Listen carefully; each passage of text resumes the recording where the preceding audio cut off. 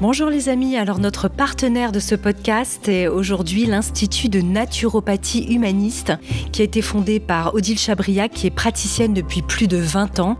Et cette école de naturopathie à taille humaine est destinée à former des naturopathes, des professionnels d'excellence. Les études, qui durent entre 9 mois et 2 ans selon les cursus, se font en petits groupes, en présentiel et ou en distanciel, ce qui est très pratique et très facile, l'accent étant mis sur la pratique et l'entraînement constant à la clinique. Une personne est dédiée à la supervision de chaque élève. Vous souhaitez compléter une formation de santé ou bien devenir naturopathe? Retrouvez vite cette formation de naturopathie conjuguant excellence et bienveillance sur le site de l'Institut de naturopathie humaniste www.inh.life.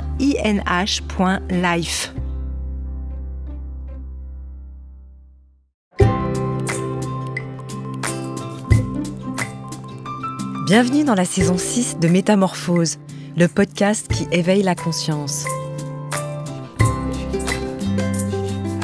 Au fil des semaines, je vous invite à découvrir avec moi des sujets inspirants portés par des personnalités lumineuses pour cheminer ensemble vers un éveil des consciences. Métamorphose, le podcast qui éveille la conscience. Tous les lundis et jeudis, dès 7h.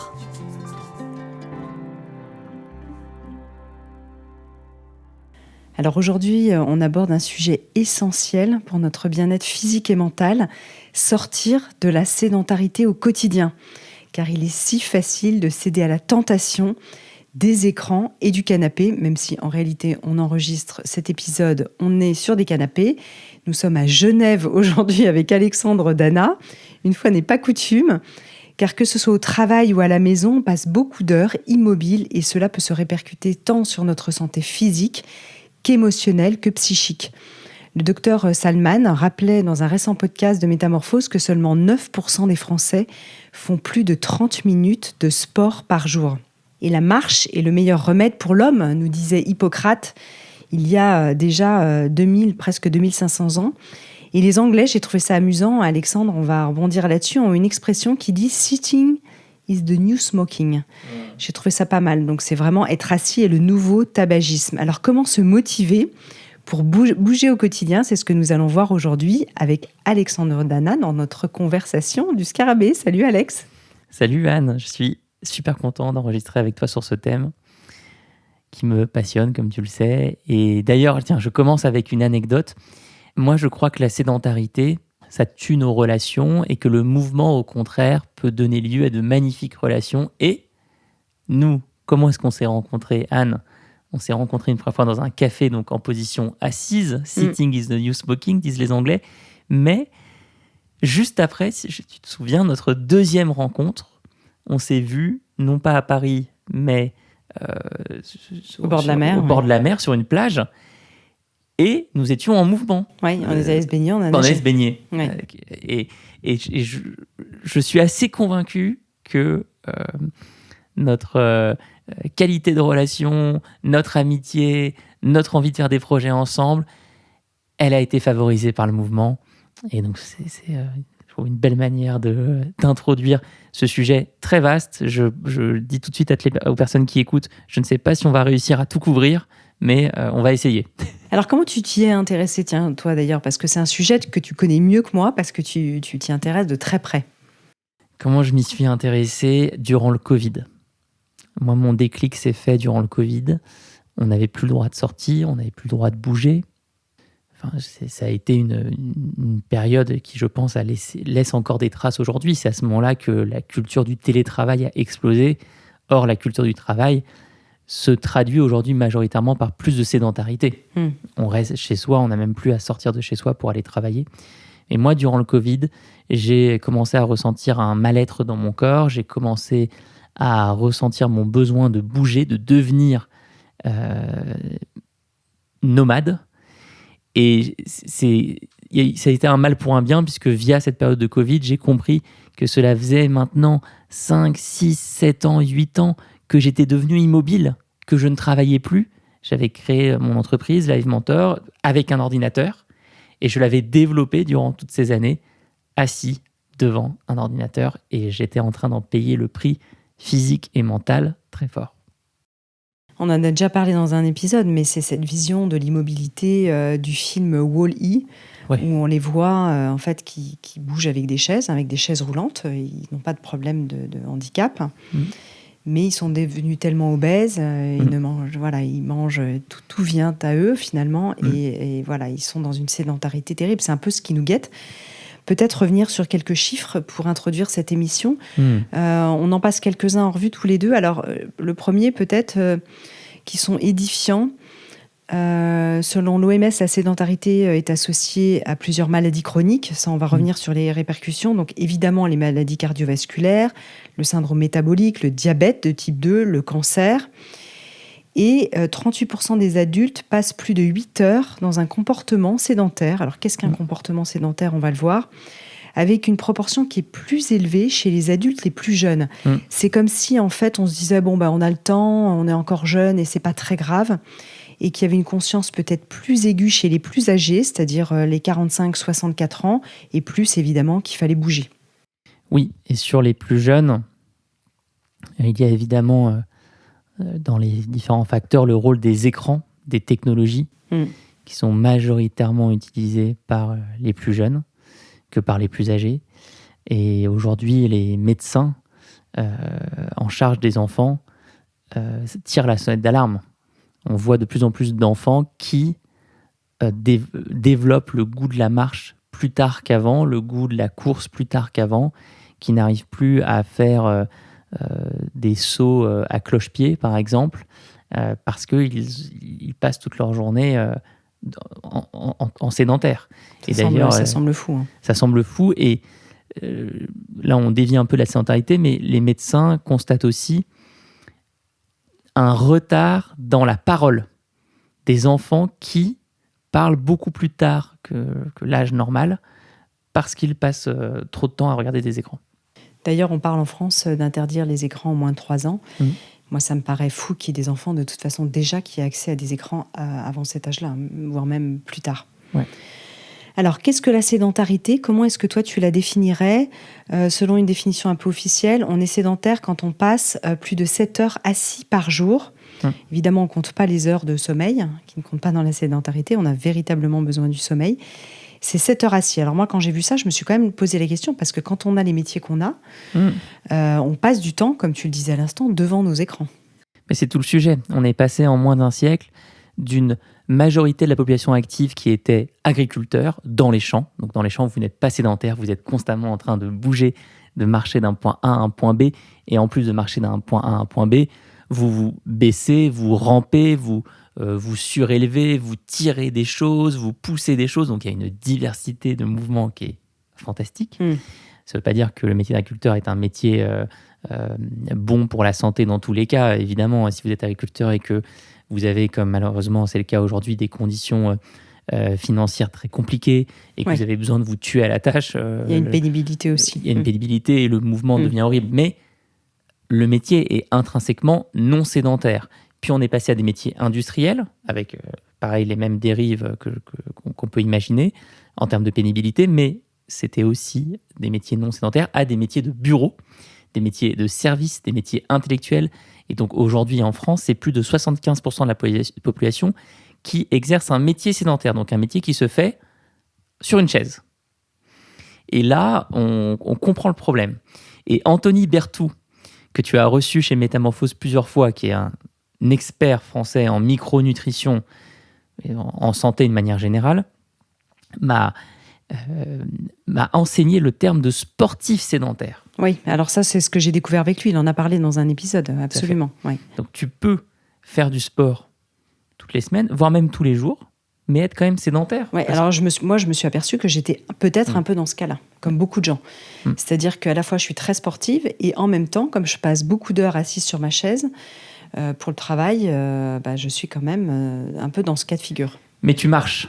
À ma connaissance, tu marches quand même beaucoup. Tu essayes de mettre ça au cœur de tes journées et c'est la première réponse, en fait. Une fois qu'on a mis le doigt sur cette notion de sportif sédentaire et qu'on a compris que la sédentarité, c'était un problème qui nécessitait d'être en mouvement le plus longtemps possible au cours de la journée, la marche est le meilleur des remèdes.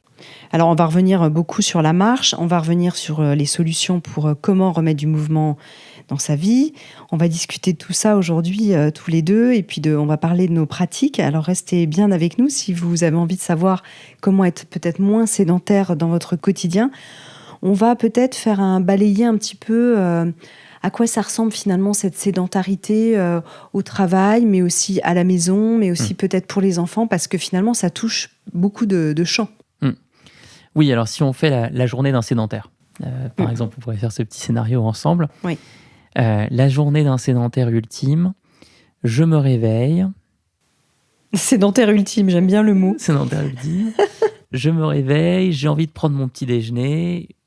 J'ouvre mon frigo et j'ai accès à des yaourts, de la nourriture X ou Y qui m'a été livrée la veille. Je n'ai pas eu besoin d'aller la chercher moi-même. Et puis, je travaille depuis chez moi, donc j'allume mon ordinateur et je passe de la position allongée de mon lit à la position assise de ma chaise. Ou alors, je prends la voiture, position assise, pour aller à mon travail. Je m'assois, je commence à travailler. J'ai pris l'ascenseur pour aller au 2e étage de l'immeuble dans lequel je travaille. Je déjeune sur mon lieu de travail. Je rentre chez moi en voiture ou alors en transport, oui. En transport, je passe de alors j'ai travaillé depuis chez moi, je passe de mon bureau à mon salon. Je me dis que j'ai bien travaillé, donc c'est le moment d'avoir un peu de loisirs. Et là, je découvre le fantastique monde des loisirs sédentaires qui n'existaient pas il y a 50 ans, 60 ans. Ça peut être la télévision, ça peut être les consoles de jeux, ça peut être les jeux sur téléphone portable.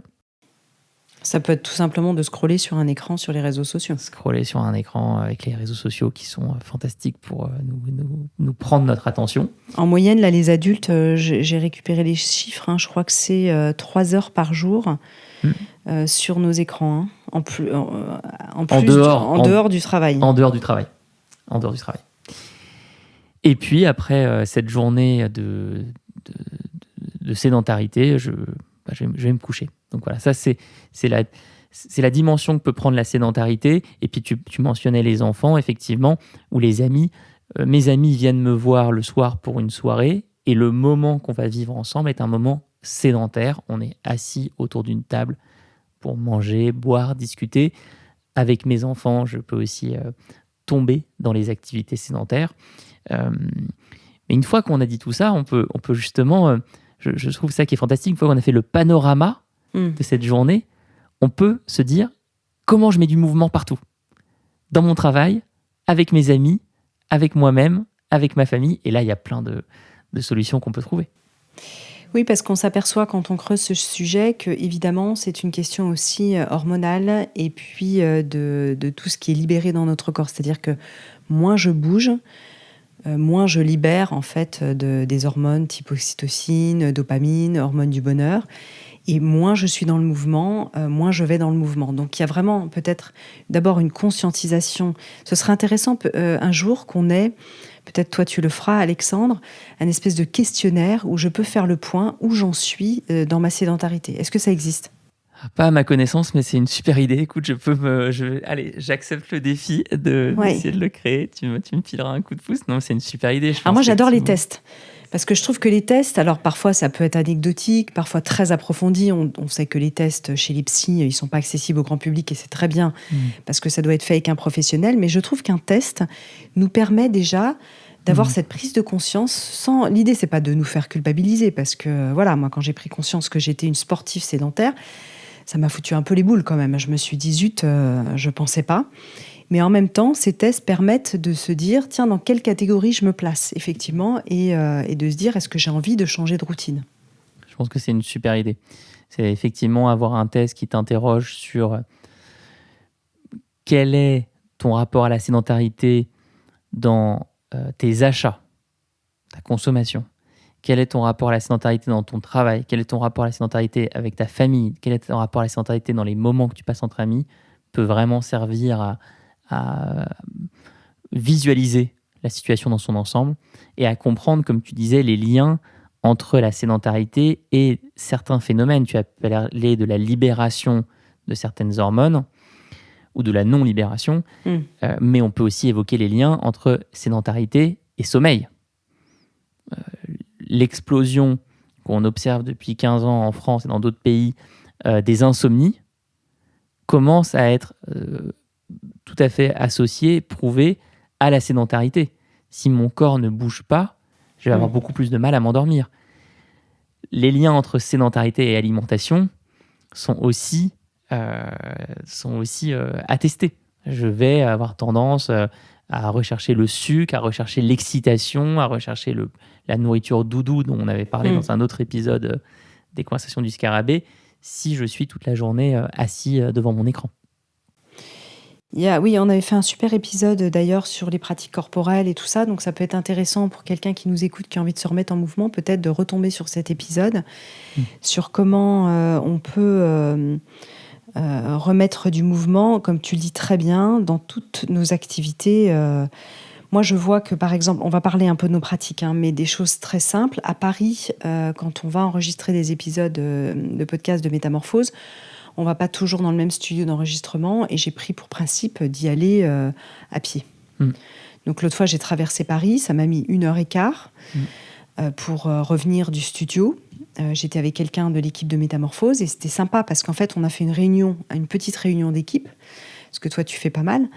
Tant que tu n'emmènes pas les gens trop au cimetière du Père-Lachaise. Tout à fait, j'emmène. J'ai la chance d'avoir des bureaux à Paris. Près de ces bureaux, il y a le cimetière du Père-Lachaise, qui est un très beau cimetière, avec beaucoup de dénivelé. Et j'adore faire des réunions là-bas. Et je trouve que c'est l'exemple que tu viens de donner, la réunion en marchant, c'est un des premières solutions concrètes, faciles, activables, à la portée de presque tout le monde, qu'il faut envisager. Alors, il se trouve que là, dans mon cas, on était en train de rentrer parce qu'on avait terminé. Donc, c'était quelque chose de très naturel. Ce qui peut l'être moins, c'est de dire, de proposer à quelqu'un, un salarié ou quelqu'un avec qui tu travailles, en disant, est-ce que si on faisait cette réunion, en allant se balader, est-ce que les gens sont ouverts à ça? Quand tu l'as testé, quelle réaction tu as eu, toi, en face? Est-ce que c'est plusieurs personnes? Est-ce que c'est une seule personne? Alors, moi, je le propose depuis 2 ans à tout le monde. Il n'y a pas de négociation possible. J'adore ça. Les réactions sont plutôt positives. Quand tu es avec une seule personne? Alors, majoritairement, c'est des réunions avec une seule personne. Oui. Mais même à plusieurs, les réactions sont plutôt positives. J'ai peut-être eu 1-2 fois des sentiments mitigés. Mais si tu proposes un endroit agréable, autre chose qu'une avenue bombée avec des klaxons de partout. Un cimetière, ça peut faire peur, certains. Un endroit agréable. J'ai eu cette réaction, effectivement. J'ai eu une personne qui avait peur du cimetière, qui trouvait ça bizarre pour une première rencontre. Mais bon, encore une fois, le cimetière du Père-Lachaise, si vous êtes déjà allé là-bas, vous savez que c'est un endroit magnifique. Et si vous n'y êtes pas allé, je vous recommande absolument cette visite où il y a la tombe de Jim Morrison, le chanteur. C'est ce que j'ai dit. Peut-être une fois, on ira enregistrer un épisode de Métamorphose près de la tombe de Jim Morrison. Non, mais c'est fantastique. C'est parce que tu as l'impression de plus du tout être dans Paris. Et puis, surtout, moi, j'ai des arguments à faire valoir quand je propose ça aux personnes. J'ai l'argument: on ne va pas être sédentaire, tu vas faire tes 10 000 pas par jour, c'est très bon pour ta santé physique. J'ai l'argument surtout de la créativité. C'est prouvé par plusieurs cardiologues. La marche active le bouton on de certaines parties de notre cerveau, nous permet d'avoir de meilleures idées, d'être plus créatif. Dès que je me mets en position assise, bouton off. Et donc, je propose à tous mes nouveaux interlocuteurs, tous mes nouveaux partenaires de marche de faire l'expérience. Et généralement, une fois qu'ils ont testé une fois, ils adorent, ils ne reviennent pas en arrière. Je me suis posé la question en réfléchissant un peu à ce sujet avant qu'on se rencontre. Est-ce qu'il faut le faire avec un objectif de performance ou rester quand même dans une notion de plaisir? Parce que sinon, on peut être toujours dans cette idée d'utilité, d'efficacité, etc. C'est une excellente question. Question. Je crois qu'effectivement, il y a une dérive productiviste autour du mouvement. Autour du mouvement et autour de la santé de manière générale, qui est incarnée par le sujet par tous les outils de data, les montres, les bracelets qui vont traquer ton sommeil, l'application iPhone ou Android qui va mesurer le nombre de pas que tu fais par jour. Et il y a une dérive potentielle ici qui est de se rajouter du stress, de se rajouter de l'anxiété. Ah, je n'ai pas fait mes 10 000 pas par jour, etc. De la même manière que chez les sportifs, il y a toute une culture que moi je combats, d'optimisation de l'efficacité de l'entraînement en temps limité. Avec beaucoup de contenu, notamment vidéo sur YouTube, comment faire le meilleur entraînement possible en 30 minutes. Moi, j'essaye de regarder la sédentarité sous toutes ses formes, et notamment sous l'angle spirituel. Quelle est la magie du mouvement? En quoi c'est bon de juste s'abandonner au mouvement, de s'abandonner à une exploration de son corps le plus longtemps possible. Et en fait, tu le ressens à la fin de ta journée, si tu as, indépendamment de n'importe quelle forme de tracker, tu sais si tu as été en mouvement ou pas. Maintenant, le tracker peut servir d'électrochoc au début. Par exemple, mon père, métier sédentaire, toute sa vie. Psychanalyste, toute sa vie en position assise. Il y a quelques mois, je t'en avais parlé, on a eu un moment assez fort à deux où je suis venu pour lui proposer une séance de mouvement, justement, avec tout un tas d'exercices, de souplesse, de renforcement musculaire. Et au cours de cette séance, je lui ai dit « Combien de pas tu marches par jour ?» Il n'en avait aucune idée, on a regardé son téléphone. 2000 pas par jour en moyenne. C'est très, très peu. Et donc là, ça a été utile pour lui de mettre le doigt sur cet indicateur à un moment T. Après, est-ce que c'est utile qu'il le regarde tous les jours, chaque semaine? J'en suis pas certain.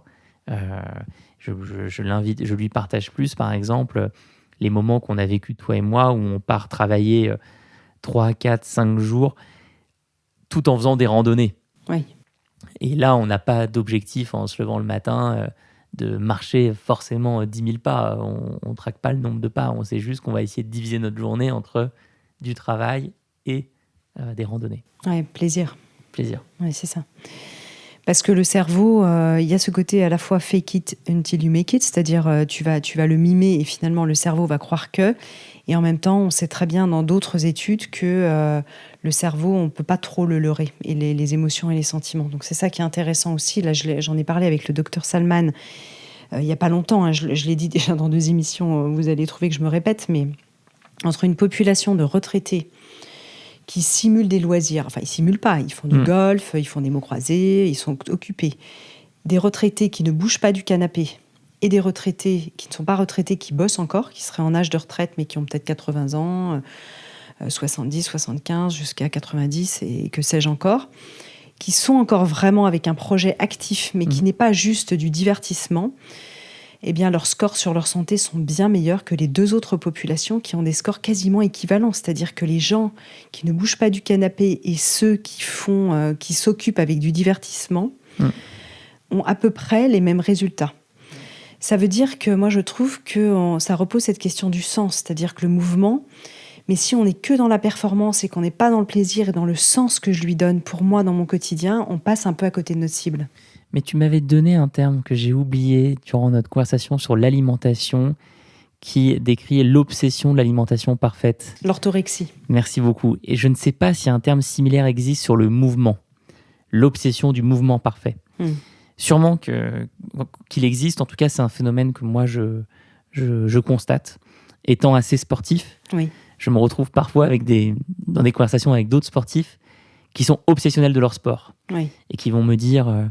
le cardio, qui vont me dire le renforcement musculaire, ou qui vont me dire les grands écarts. Alors qu'en fait, pour lutter contre la sédentarité, et ça, toutes les études le confirment, c'est la diversité qui compte.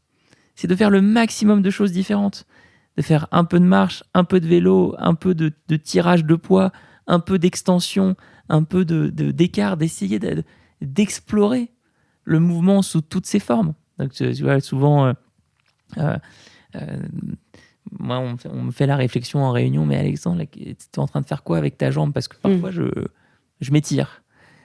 Oui, et puis quand on commence nos randonnées, on va commencer par l'étirement, par une séance de yoga. On va commencer par l'étirement, et puis on va on va essayer en fait à tout moment de se laisser une liberté corporelle. Tu peux par exemple, on n'en a pas mentionné, mais travailler debout, avoir des bureaux assis debout, pour pas toujours être en position assise.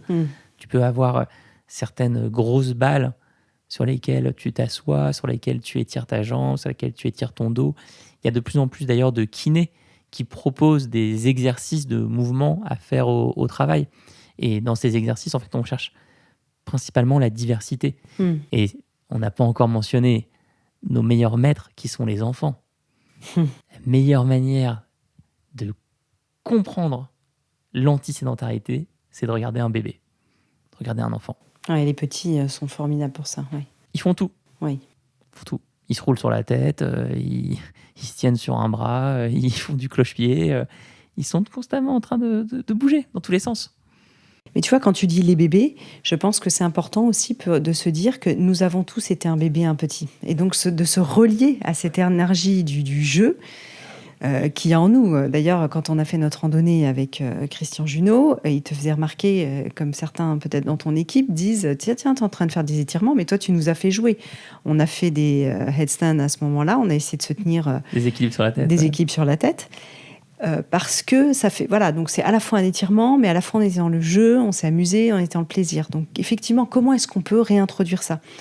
Je discutais avec quelqu'un qui travaille avec moi au sein de Métamorphose, que j'aime beaucoup, qui est un ami, Folco Chevalier, qui me disait, je ne pense pas trahir de secret en disant ça, qui me disait qu'aujourd'hui, il commençait toutes ses journées en dansant.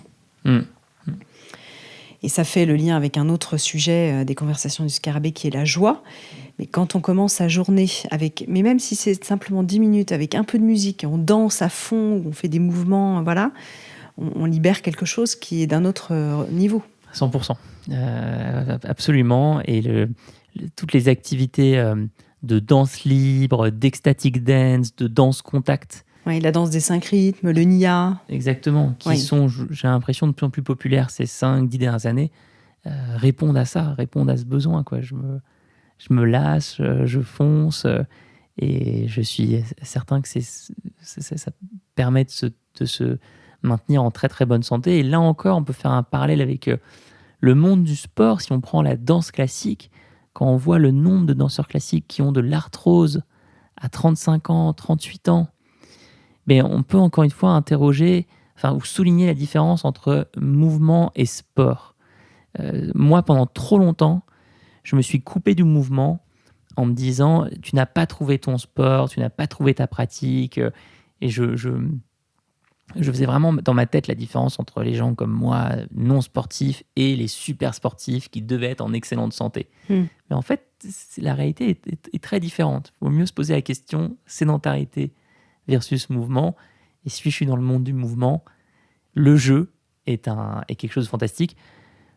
Prenons vraiment le sujet des moments entre amis.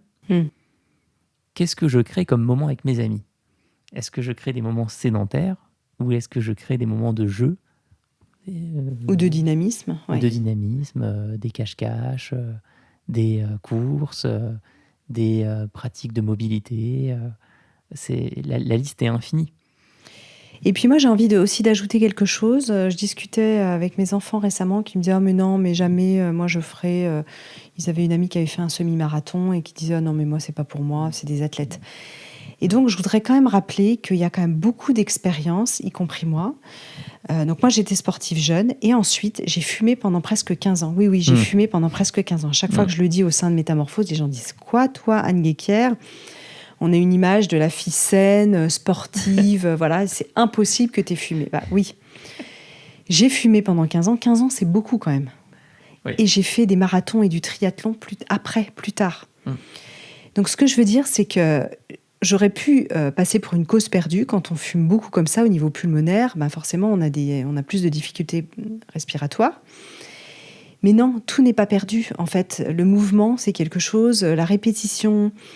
la volonté, l'envie, on peut s'y mettre. Alors évidemment que du jour au lendemain, on ne va pas se mettre à courir un marathon comme ça. Mais l'entraînement, la joie qu'on peut trouver en se mettant finalement à une nouvelle activité, ça vaut vraiment le coup d'essayer. Il n'y a pas d'âge pour s'y mettre et c'est payant.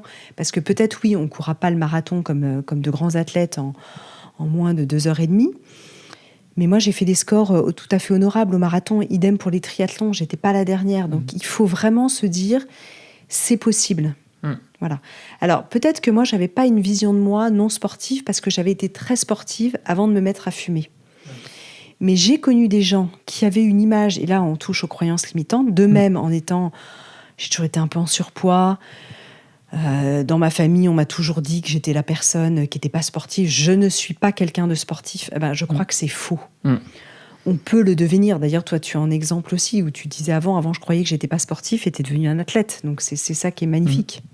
Non, mais cette croyance-là sur notre corps, notre capacité à être en mouvement, elle est terrible quand on est piégé dedans. Elle peut vraiment être terrible. Alors que, comme tu le dis, il n'y a jamais d'âge, il y a jamais trop d'âge avancé pour s'y remettre. Il suffit de taper, moi j'adore faire ça sur YouTube, sur Google, grand-mère yoga.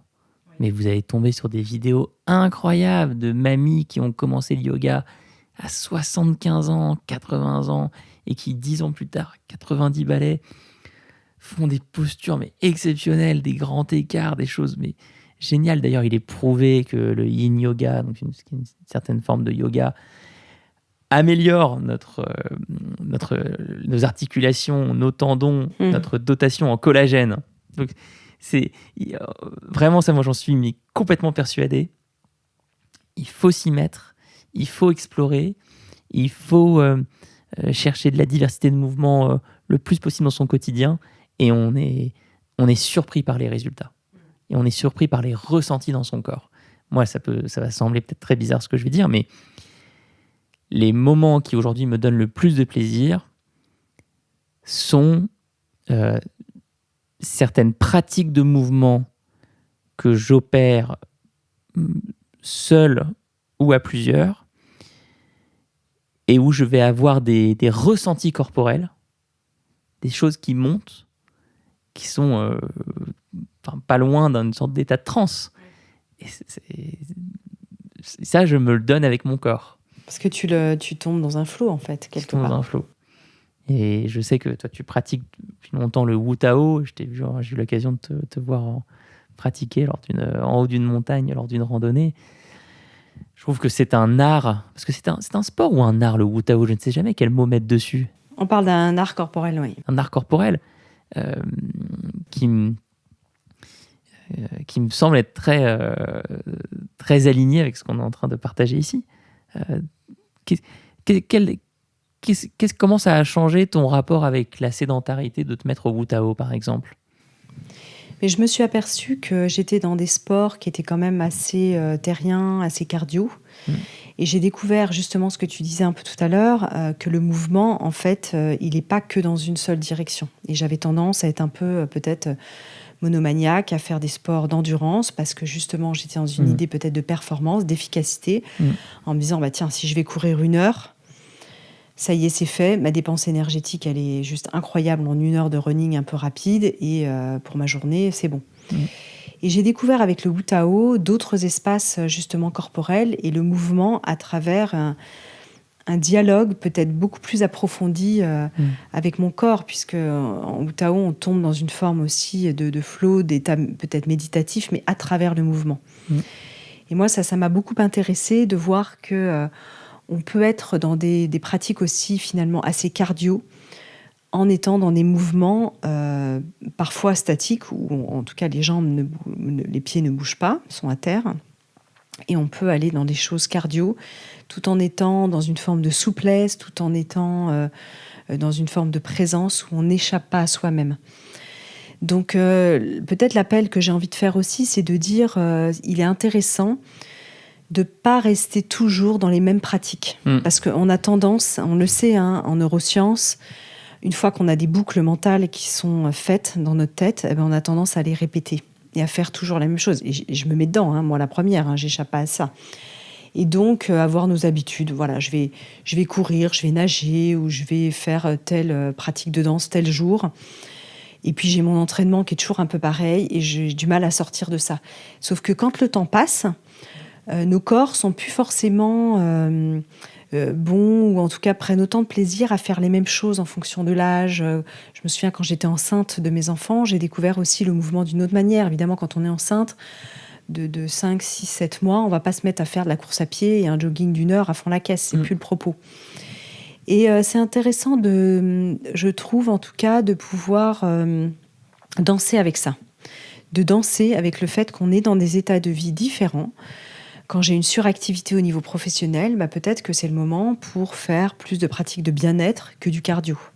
Parce que je suis déjà en stress maximal et donc je vais remettre un stress quand même dans ma pratique. Je ne sais pas comment tu le vois, toi. Ce que tu dis résonne très fort avec le dernier livre de Bicente Lizarazu. Ah oui. Qui est donc ancien, pour ceux qui l'ignorent, ancien joueur de l'équipe de France de football, champion du monde 98, ouais. Passionné de sport avec un S, sous toutes ses formes, et qui toute sa vie, avant sa carrière en équipe de France, il adore ça, on le sent, après, a toujours pratiqué tout. Le vélo, les sports de combat, le jiu-jitsu brésilien, si je ne dis pas de bêtises, le surf, évidemment, il est basque, et qui parle avec beaucoup de justesse de cette merveille. On y a tous accès, on a tous accès à notre corps, de plein de manières différentes, de plein de formes différentes. On a tous des capacités et des incapacités à différents niveaux. Et on peut tous jouer avec ça, danser avec ça.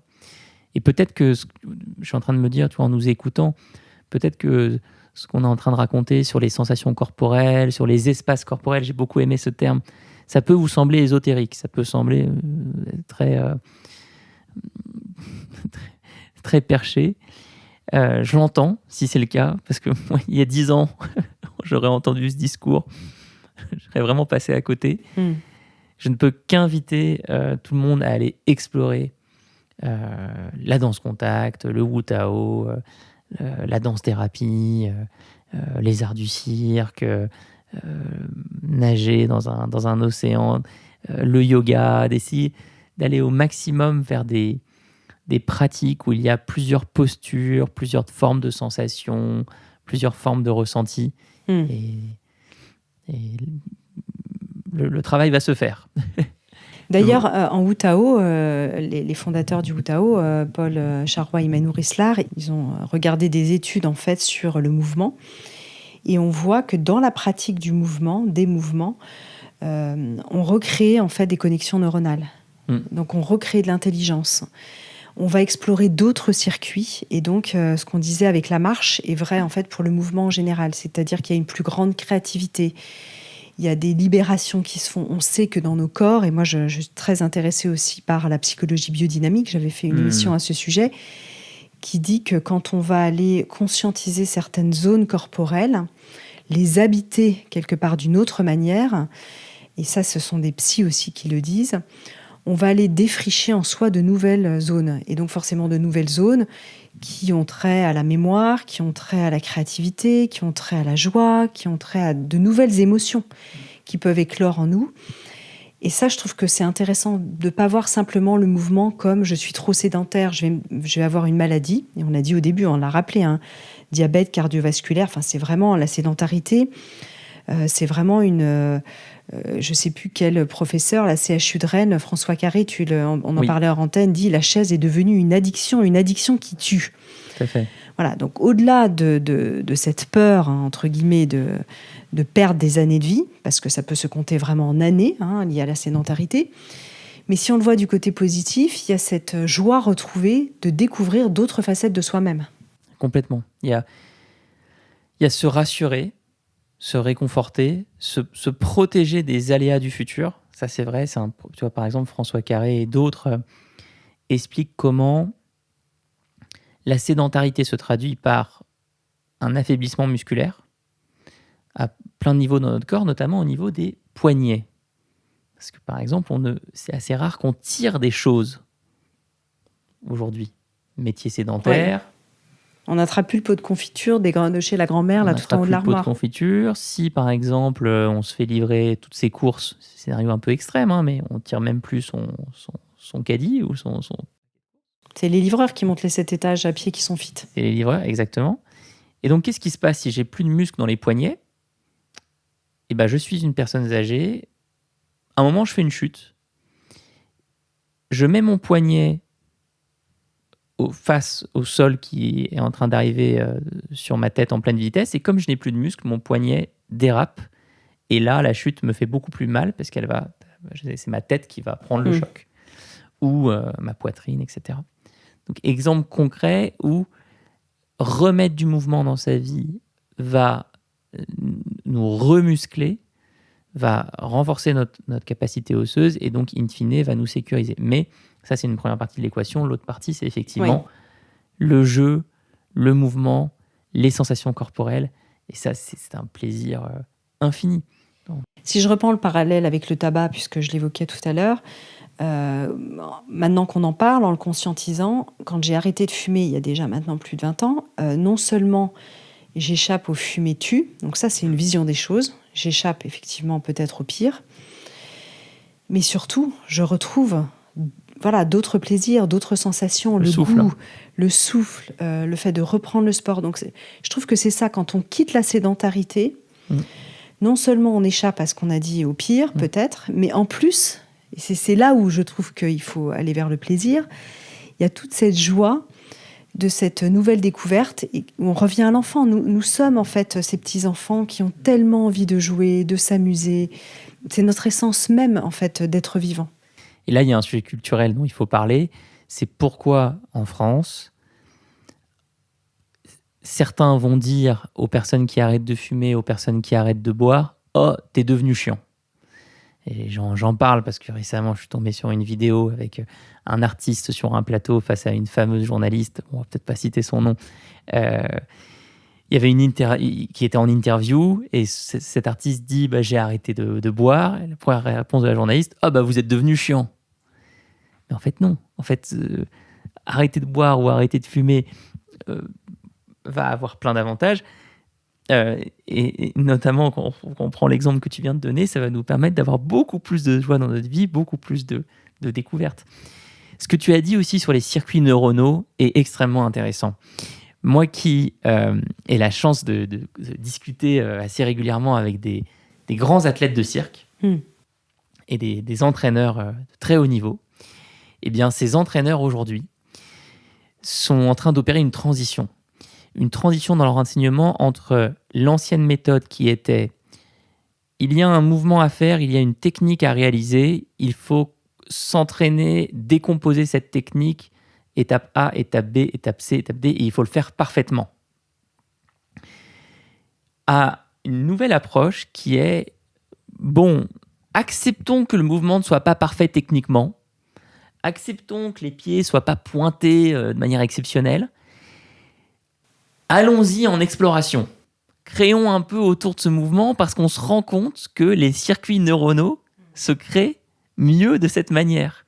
Et donc là, c'est assez fantastique de voir justement que même les athlètes de plus haut niveau commencent à comprendre ça aussi. Il y a ce fameux, le dernier exemple qu'on peut donner là-dessus, c'est ce très grand boxeur Conor McGregor qui a gagné plein de titres.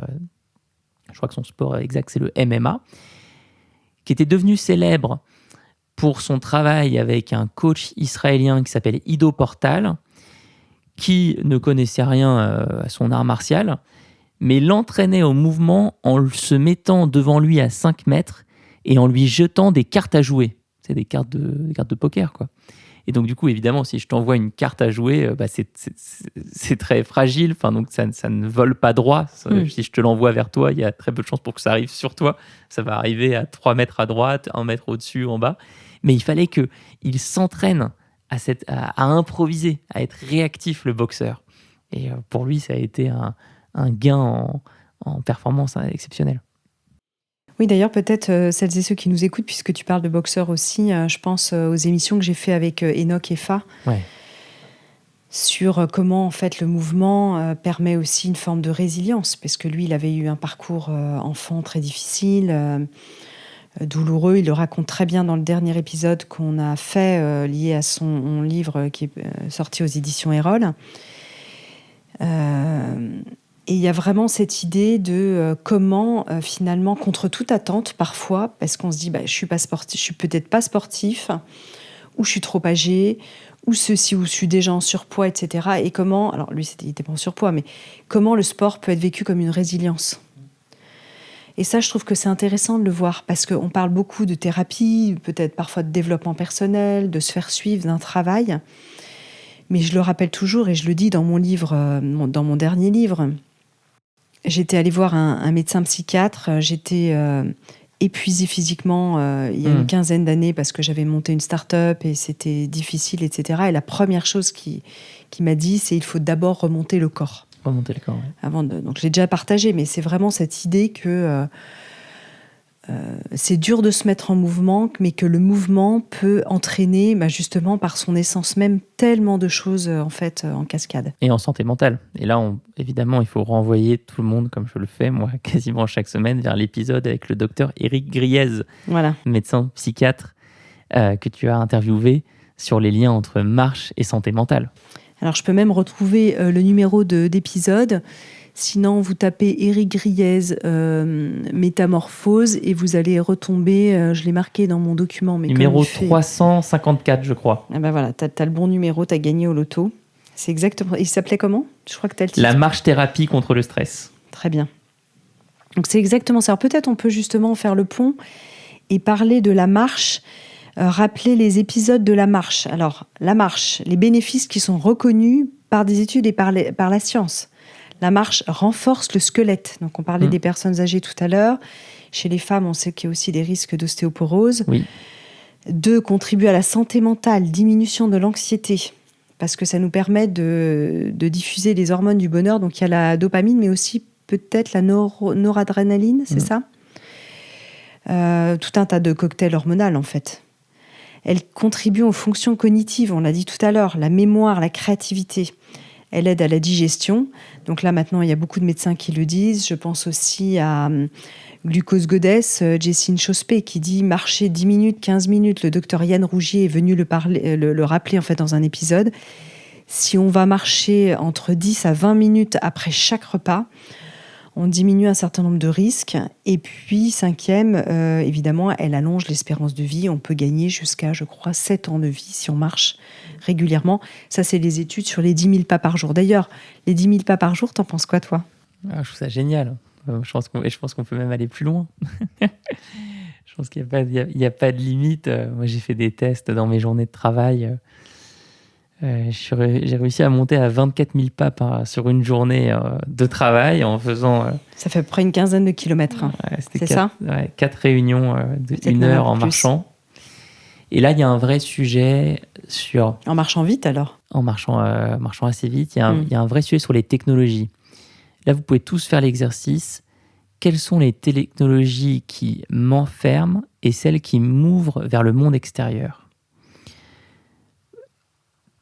La technologie du fil d'actualité sur un réseau social m'enferme complètement. Je peux passer des heures et des heures à scroller, comme tu dis. Vous êtes tout à l'heure. Mais la technologie des écouteurs, qui me permet de marcher tout en écoutant un podcast. Moi, j'écoute une quantité de podcasts hallucinante, mais je suis en train de marcher. Et ça, je trouve ça fantastique. C'est absolument magnifique. Ça, c'est une technologie que je valide. La technologie des écouteurs qui me permet aussi de passer des appels en marchant, je la valide également. Donc oui, on peut faire plein de choses en marchant.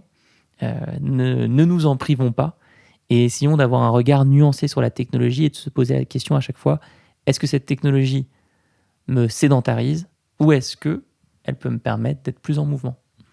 Oui, d'ailleurs, le médecin Éric Griez, que tu citais, qui est médecin psychiatre, qui a fait des études sur le lien entre marche et dépression, où on voit vraiment des résultats extraordinaires pour des gens qui se sont mis en mouvement, qui n'allaient pas bien.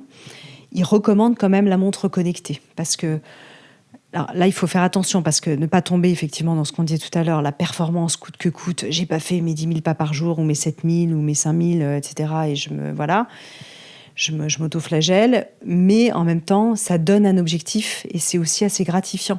Ouais. Parce que quand on l'a fait, on se dit, c'est cool, en fait, je suis fière de moi. Donc, c'est bien de se fixer quand même des objectifs. Ça peut beaucoup aider au début. Oui. Je pense que ça, j'en suis certain. Moi, la seule mise en garde que je mettrais, c'est si vous utilisez une montre connectée depuis 6 mois, 1 an et demi, vous avez pris l'habitude de marcher et vous avez l'impression que vous êtes tombé dans une forme un peu d'obsession de regarder constamment votre nombre de pas, c'est peut-être le moment de tester une autre approche où vous allez conserver la marche, mais vous allez compléter avec une autre activité, sans jamais lâcher la marche. Évidemment, d'ailleurs, la marche qu'on peut faire avec un gilet lesté, ce qui est moi une de mes dernières passions dont je ne me lasse pas. Alors, il l'a dit un peu vite, il parle d'un gilet lesté. Oui. Parce on a entendu gilet lesté, on pourrait croire que c'est un mot, tu sais. Alors, qu'est-ce que c'est le gilet lesté ? On t'a vu en photo sur les réseaux sociaux avec ton gilet. C'est un gilet où vous pouvez ajouter du poids. Donc, par exemple, 10 kilos. Moi, c'est ce que je fais. J'ajoute 10 kilos, 5 kilos devant sur la poitrine, 5 kilos sur le dos. Et ça permet du coup d'avoir le poids qui est réparti de manière très équitable sur l'avant et l'arrière du corps. Et de marcher tout en portant ce poids, ce qui va du coup faire travailler certains muscles, faire travailler le souffle évidemment, et se traduire par ce mélange de souffrance et de plaisir fantastique à mon sens. Alors c'est ce que font naturellement les randonneurs quand ils partent pour plusieurs jours ou plusieurs semaines, et quand tu fais de la rando, tu as toujours un sac qui est bien garni. D'ailleurs parfois tu prends même celui des autres.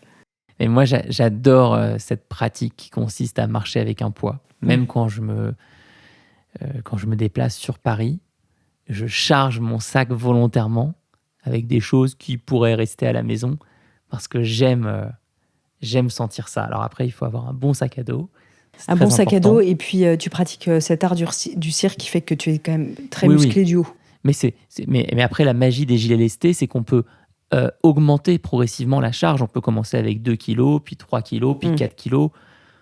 Je connais des personnes qui marchent avec 25 kilos sur le dos. Ça, c'est encore autre chose. Donc voilà, il faut évidemment toujours y aller progressivement. Mais ce qu'on raconte ici me fait beaucoup penser à des épisodes que tu avais fait sur Métamorphose, sur le froid, l'exposition au froid. Alors, les niveaux de stress. Absolument. Parce que je me suis dit quand même, quand on réfléchissait à cette interview, que pour des personnes qui nous écouteraient et qui se disent « mais moi, j'ai pas la motivation », j'ai pas trop de temps. On va parler du temps quand même, du temps et du mouvement. Parce que ça, c'est quand même aussi un vrai sujet. Comment je place le mouvement dans mon quotidien. Mais je trouve que le froid, puisque j'ai fait cet épisode avec Wim Hof il n'y a pas très longtemps, dans Métamorphose, sans parler d'aller dans le bain glacé, voilà, qui peut paraître un peu extrême, comment le froid peut m'aider à me remettre en mouvement. Ça peut être simplement une douche froide. Au départ, on commence par les jambes. Ne serait-ce que les jambes, après ça peut être les fesses, le ventre, etc. On monte peut-être progressivement. La première semaine, on fait que le bas du corps, mais ça peut être aussi les bains dérivatifs. Alors les bains dérivatifs, pour celles et ceux qui ne connaissent pas, j'ai fait un épisode complet avec France Guillain sur le sujet. Ce sont des poches de gel. On revient, les bains dérivatifs, ça a été inventé par un Allemand qui s'appelait Louis Kuhn. Et c'était plutôt des bains de siège. Maintenant, avec France Guillain, la méthode France Guillain, c'est très pratique. Ce sont des poches de gel froides qu'on met dans l'entrejambe. Alors, dit comme ça fait pas forcément très glamour, mais c'est d'une efficacité redoutable. Pourquoi ? Parce que ça va faire bouger ce qu'on appelle les graisses brunes. Et les graisses brunes, ils ont découvert, je crois que c'est à Harvard, mais France, si elle était là, me corrigerait certainement. Ils sont en train de se dire que c'est un organe. Ces graisses brunes sont un organe positif à part entière, et quand ils se mettent en mouvement, permet en fait à tous les fascias, cette motilité des fascias, de se remettre en route. Bon, alors là, je vais peut-être un peu loin dans l'explication, mais en tout cas, ce que je voulais dire par là, c'est que le froid permet cette motilité intérieure, qui permet la motivation, qui permet de se remettre en mouvement. Ouais. Voilà, tout ça pour dire ça. Et crée du bon stress. Oui. Le stress hormétique, le stress positif. Exactement, la fameuse loi de l'hormèse. C'est ça. Et la sédentarité, c'est l'anti-stress. C'est mettre son corps dans une sorte de fausse situation de confort toute la journée.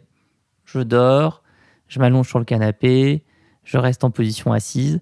Je ne mets plus jamais mon corps en situation de stress, et donc il perd en capacité physiologique. Il est moins résistant aux maladies, aux virus, à ce qui traîne dans l'air, et donc le remettre en mouvement, l'exposer au froid ou faire les deux. Hein, d'ailleurs, tout ça peut être... Tout est bon. tout ça peut être très bon et combiné. Va être un changement plus que souhaitable. Alors, chez Wim Hof, ça va aussi avec les exercices de respiration qui sont intéressants pour le mouvement, pour une pratique aussi. Ça aide beaucoup des pratiques corporelles, des pratiques physiques. D'ailleurs, il aide des athlètes à s'entraîner grâce aussi à la respiration améliorée. Et on retrouve ce lien entre mouvement et souffle dans beaucoup de spiritualités asiatiques.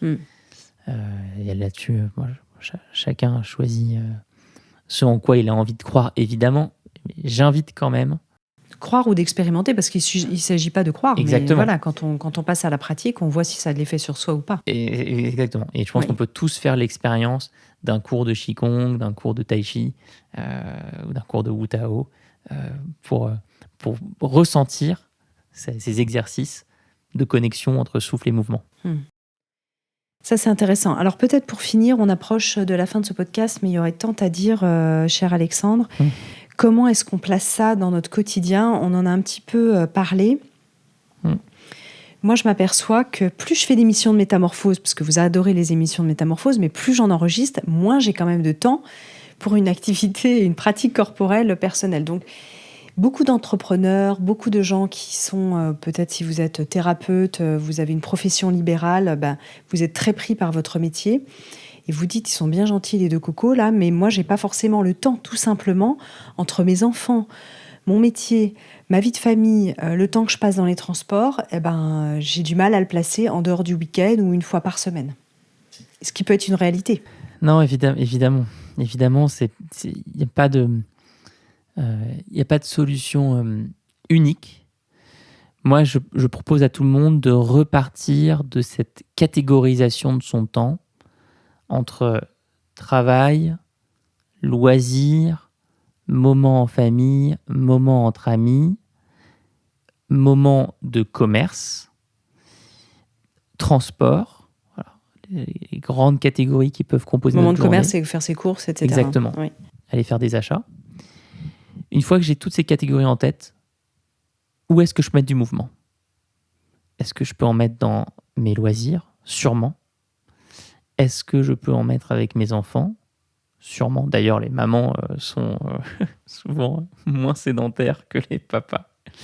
Parce qu'elles bougent, elles portent les bébés, elles font des squats. C'est la fameuse habitude des mamans de faire des squats pour endormir les bébés quand ils crient. En sautille, oui. Ouais, c'est magnifique. Il y a des papas kangourous aussi. Il y a des papas kangourous aussi, on les salue. Dans mon travail, évidemment que c'est compliqué. Ça dépend de plein de choses. Ça dépend du type de travail, ça dépend des bureaux, ça dépend de plein de choses. Mais avoir le réflexe de questionner, avoir le réflexe de proposer. J'ai des réunions avec des collaborateurs, je suis employé dans une entreprise. Est-ce que ces réunions doivent se faire en étant assis ? Est-ce qu'on peut les faire en marchant ? Très souvent, oui. Est-ce qu'on a vraiment besoin de prendre des notes ? Pas forcément. Avec mes clients... Sachant qu'on peut aussi enregistrer. On peut enregistrer. Avec mes clients, alors là, ça va dépendre beaucoup de l'activité que j'ai. Mais moi, je commence à avoir de plus en plus de consultants faire leurs réunions avec certains clients en marchant. Je commence à voir des thérapeutes marcher avec leurs patients. Donc voilà, je peux interroger ça, je peux questionner les personnes avec lesquelles je travaille, mes fournisseurs, mes associés, etc. Donc c'est une exploration, ça se fait pas à pas, et on n'est pas obligé de passer de 2000 pas par jour à 20 000 pas par jour d'une semaine à l'autre, simplement viser des petites améliorations, des effets cumulés de semaine en semaine. Je crois qu'il faut être à minimum, je crois que c'est à 150 minutes par semaine. Il faudrait qu'on retrouve les chiffres exacts. On les a notés pour le début de cette émission. Et le 10 000 pas par jour de l'OMS. Voilà, c'est ça. Donc ça, c'est bien peut-être de rappeler quelques... Donc 150 minutes, ça fait à peu près, disons, si on arrondit supérieur, ça fait à peu près 3 heures quand même d'activité physique par semaine. Et on peut installer des choses minimum chez soi, dans son appartement, dans sa maison, une barre de traction. Un tapis de yoga. Un tapis de yoga, absolument. Essayer de mettre ces équipements à des endroits stratégiques. J'entre dans la maison, hop, je vois quelque chose qui me donne envie de faire du mouvement, je sors de la maison, j'arrive dans ma salle de bain, une barre de traction, je prends l'habitude d'en faire 3, je tire quelque chose, je pousse autre chose. On commence à avoir des cabinets d'architecture spécialisés dans la réintroduction du mouvement dans nos lieux de vie. Alors ça, il y a un cabinet que je suis au Canada notamment, qui va très très loin. Et par exemple, ils adorent mettre sous les escaliers dans les maisons des blocs que tu peux trouver dans les salles d'escalade, de sorte à ce que tu puisses monter les escaliers avec tes marches, ou alors tu vas grimper avec les mains. Ils installent des sortes de systèmes de tyroliennes au sein des salons. Enfin, oui, évidemment, c'est des concepts qu'on ne peut pas tous installer chez soi. Mais la démarche, je trouve, est très intéressante. Ne serait-ce que la barre pour s'étirer entre deux portes. Exactement. Qui peut être assez facile à mettre. Absolument. Même si on n'a pas envie ou si on n'arrive pas à faire une traction, simplement se pendre par les mains est excellent pour le dos. Voilà, exactement. Ça enlève toutes les douleurs. Alors, nous, on milite beaucoup, tous les deux. On va faire un petit tour du côté des Grecs pour la réhabilitation des écoles péripapéticiennes. Péripapéticiennes des Grecs, inventées par Aristote dans la suite de Platon. C'était Platon ou Aristote ? Je crois que c'est Aristote. Aristote, oui. Qui a créé ces écoles. Donc, c'est Aristote, inspiré évidemment par Socrate avant. Socrate, qui, je le rappelle, bougeait dans Athènes. Son école était aussi une école quelque part en mouvement. J'en ai discuté dans un épisode assez récent avec Éric Emmanuel Schmitt. Et c'est pas idiot parce que finalement, on voit que l'homme, en fait, on essaie toujours de réinventer la roue, mais il y a des choses qu'on sait depuis longtemps. De toute façon, on est des homo sapiens, on est des chasseurs-cueilleurs. Et donc, toutes ces discussions, tout cet échange avec l'autre dans la vie en général, que ce soit pour de la thérapie, pour du plaisir, pour la famille, pour son travail, se passaient en fait à l'origine en mouvement. Nous étions des nomades. Et complètement, c'est super que tu parles de ces philosophes grecs qui effectivement enseignaient en se déplaçant, en marchant. Et d'ailleurs, j'ai récemment eu l'occasion d'aller en Italie pour la première fois à Rome et de voir la fameuse fresque qui présente Aristote et Platon, si je ne dis pas de bêtises, en train de marcher. Et autour d'eux, il y a plein d'autres philosophes qui sont à l'arrêt. Ils sont assis. Et eux, Aristote et Platon, se déplacent. Il y en a un qui pointe le ciel, l'autre qui pointe la terre. Et la fresque souligne ici à quel point le dynamisme et la qualité de leur pensée est lié à leur mouvement. C'est drôle de voir que ça date, ça remonte aux origines de notre humanité. Et donc, c'est pour ça qu'il faut absolument saluer le mouvement des écoles de la forêt qui existent en France, inspirées des Forest Schools, donc des écoles où les enfants sont en pleine nature, invités à se déplacer, à bouger, au lieu que d'être assis 8 heures par jour devant un tableau noir. Exactement. Je regarde un peu si on a d'autres sujets qu'on voulait passer en revue. On en a parlé, aménager son environnement pour favoriser le mouvement. Ça peut être en nous écoutant tout simplement de prendre la décision de dire je vais descendre peut-être 3 stations de métro avant et je vais commencer par là, la théorie des petits pas, le Kaizen. Finalement, peut-être qu'une fois par semaine, au lieu d'y aller en voiture, j'irai à vélo. Ce sera peut-être long, je mettrai peut-être 1 heure, mais j'irai à vélo. Je repense à ma cousine et son amie qui, en Angleterre, habitaient à Londres, ne trouvaient pas le temps de faire du sport parce qu'elle était trop prise par son travail. Ils faisaient 1h15 de vélo aller, 1h15 de vélo retour dans Londres. Alors effectivement, on ne respire pas forcément un air extraordinaire. Elle mettait un masque. N'empêche qu'elle faisait ses 2h30 de sport quotidien. C'est très bien. Et de vélo qui est quand même aussi assez complet, assez doux. Alors après, il ne faut pas se prendre une voiture, il faut faire attention quand on est dans un environnement urbain. Mais peut-être de prendre cette décision. Tu vois, même nous, en nous écoutant, ça me donne envie de faire plus, encore plus. parce que je sais que c'est aussi plus de plaisir. Donc, c'est vraiment comment est-ce qu'on peut retrouver cette motivation. Tu vois, là, on se remotive en parlant. J'espère que vous qui nous écoutez, ça vous a peut-être remobilisé. D'ailleurs, ce serait génial si ça vous a remobilisé ou si vous vous êtes remis au mouvement ou si vous adorez ça au quotidien, de nous partager tous vos secrets, vos astuces, vos tips comme ça du mouvement dans le quotidien, ce que vous faites. Ce qui a peut-être aussi changé, modifié votre vie à travers la pratique de quelque chose. Ce serait vraiment intéressant qu'on ait vos témoignages. Ça peut être sur YouTube, ça peut être sur Instagram, ça peut être sur Facebook. Voilà, tous nos réseaux sont ouverts à ça. Ouais, mettez-nous des photos. Et je trouve que l'exemple les que photos, tu donnes... trop sympa. Ouais, c'est super sympa de voir des gens en mouvement. Ouais. L'exemple que tu donnes peut aussi nous inspirer un dernier mot en conclusion. Le vélo, 2h30 par jour, c'est génial. Effectivement, c'est d'autant plus génial qu'on va vivre dans une ville comme Amsterdam où tout est pensé pour les vélos, par exemple. Quand on va à Amsterdam, aux Pays-Bas, c'est incroyable. On a des vélos partout. Copenhague, au Danemark, est aussi assez impressionnante.